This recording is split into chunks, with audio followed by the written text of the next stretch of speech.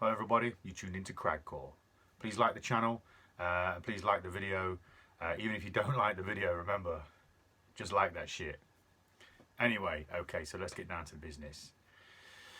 I've just recently had brought to my attention that Rishi Sunak, the Chancellor of the Exchequer for the Conservative government that we have in power, has extended the furlough scheme to September this year. This is 2021.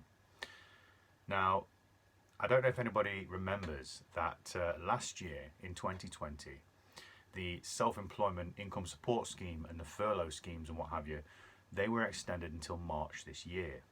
And we were also told last year that things would be going back to normal in January. However, folks were talking amongst themselves, saying that because these schemes were extended till March, they then believed that we wouldn't then be going back to normal until after March, because ultimately, why then would they extend these payment schemes if they expected us to all be back in work, i.e. things back to normal?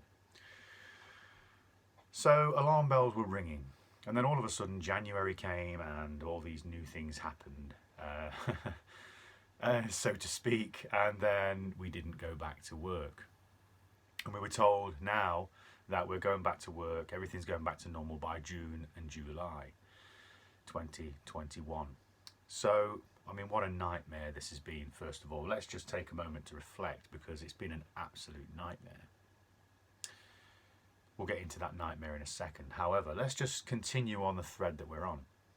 This extension of the furlough scheme, if you take into account the historical nature of the way that this thing has been dealt with regards to this financial help that has been given to folks, you would then have to assume that we aren't going to be back to normal in June or July. In fact, we're more likely not to be back to normal until January next year, perhaps. You know, because if you think about it, this is just one man's opinion. If the furlough scheme is extended until September, who does furlough cover? Well, furlough covers those that are in salaried jobs, okay? People that have secure incomes, okay? These careers that are, you know, working for the country in some respects. Not self-employed is what I mean. So basically, these companies are getting this money from the government so they can pay their staff, etc. So if they go back to work, you can then imagine, with the way that the self-employed have been treated throughout this, it would then follow suit that perhaps the self-employed sector wouldn't necessarily be going back to work at the same time, given the step-by-step process that the government have been using up to this point. First it's this, then it's this, then it's that. And the self-employed sector always seems to be last. Now, I am self-employed, or at least I was. And I say I was because I'm no longer in work. I haven't been for months. I am extremely disappointed in our government with the way that they have dealt with this situation, with the way that they've treated people. I mean, don't get me wrong. Reflectively, I'm extremely not surprised. After all, we are talking about the government here. But at the start, because it was a new thing, it was a pandemic, it was all of these things, I did hold some reservations in the hope that there could perhaps be some form of goodness left in the government. How wrong was I? I'm sure a lot of other people are falling on this same conclusion. So let's just go back, to the nightmare that this has been, because this has been an absolute nightmare. I know many people that were self-employed, obviously, me being in the self-employed sector myself. My wife is self-employed, and many of my friends are. And I will tell you this, every single one of us is struggling. Now, this is, again, just one man's opinion. How do you control a nation? Well, you control a nation through having them dependent upon you. You see, the self-employed sector is not that, is it? We aren't dependent. We are dependent upon ourselves, hence the name self-employed. We're not employed, we are self-employed. So we are self-reliant. And look at this whole scenario. I mean, God, this is no longer a conspiracy theory as would be as it would be described as 10 months ago. I certainly believe that this is more along the lines now of something that has to be noticed as being a probability, that if you look back at this situation, you can clearly see that many of the motives or the incentives for continuing this have been to strip independence from the population. And the longer this goes on, who are really being affected in that way? Well, independence is being taken away from the self-employed sector. I can tell you this right now because I'm living through it. Okay, and many other people that I know are also living through this nightmare and having their independence stripped. It's an abomination.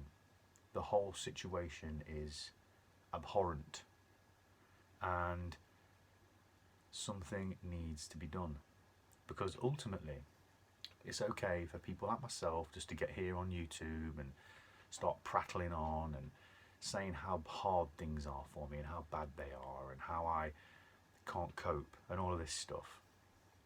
But you see, my voice and my other self-employed friends, their voices, it's not enough. It's simply not enough. Us fighting for our rights isn't enough. The other people, okay, that are sat at home on furlough, you need to fight for our rights too, because if our rights go, if our freedom goes, then so do yours. You know, you're being pacified with furlough. You know, that's the comfort blanket that you've been given just to keep you quiet, whilst those among you that are still self-sufficient are steadily eradicated. And it is seriously now reaching the crunch point, because again, if the government are extending this furlough scheme until the latter part of the year, you can then summarise from that they don't expect the world to be going back to normal beforehand. So please, spare a thought for people that are suffering in extreme ways and are having to survive on minimal, let me say again, minimal amounts of money. They say help, financial help from the government, okay? Let me break it down for you. The government, on average, give people between £350 and £450 a month to live on. That's to pay everything, every household bill you have. Most people's rent are above £450. So how then is anybody supposed to survive? Then what you get, if you're self-employed, if you fit the criteria, that is, you can get the Self-Employed Income Support Scheme grant. They call it the SICE grant. This, once received, is then deducted and basically goes against your universal credit, which means you can then no longer claim universal credit until the amount of universal credit that would amount to the amount that you had from the SEISS grant is then accrued, and at that point you can then start to receive universal credit again. But you see, here's the sick part. The Self-Employed Income Support Scheme grant is backdated, so ultimately you're getting it for the months that have passed, and your universal credit is for the current. So you're getting help for what you've had to suffer previously with regards to your business from the government in one hand, but then they're taking it away in the other hand by saying, well, you've now got money to live on. Not that the money you've received from the Self-Employment Income Support Scheme grant is there to plug the hole that the government has quite readily poked in your business, which has then turned into a hemorrhage. Okay. Ultimately, they're giving you this and then taking it away. So you are no better off. In fact, you are worse off if you take the Self-Employment Income Support Scheme grant, because it means you can then no longer get any universal credit for at least 2 months. This is the real situation that people are living in. So I say again, spare a thought, because there are many people that are in extreme circumstances. Bank balances are being depleted. People that were living happy, normal lives are being forced to consider having to sell everything that they own of any value to try and survive. It's either that, or they give up their careers and go and work for a company that is large enough to survive. And these companies are financially attached, shall we say, to the governments of the world. Seems a little bit coincidental, wouldn't you say? So then you think, well, okay, maybe that's the best option. Theoretically, let's just say that's what happens to you when you go and work for one of these companies. Any rules, restrictions, any mandates that are then presented to the public by the government are then enforced by these companies, which means then the population that is now dependent upon the government and their affiliates is now subject to everything that they then want to impose upon the public, because now they have to survive. And you can see that is starting to happen now, because the coercion of these vaccines and the freedom passes that is being delivered through this narrative that is being given to us by celebrities, that is being given to us by politicians, news reporters. These narratives are all the same.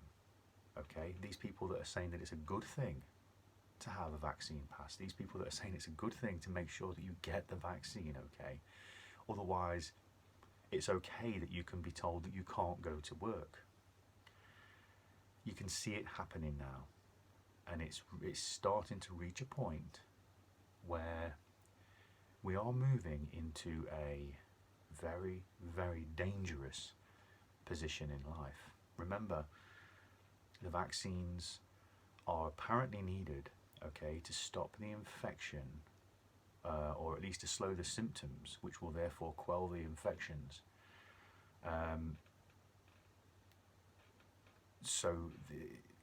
For a virus that is, in its majority, ineffective on people, the majority of people won't even present symptoms.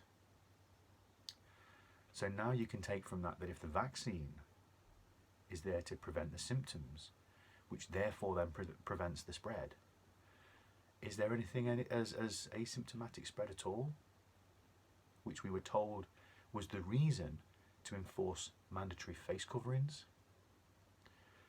You see, there are so many contradictions, so many pieces of information that the government are putting out that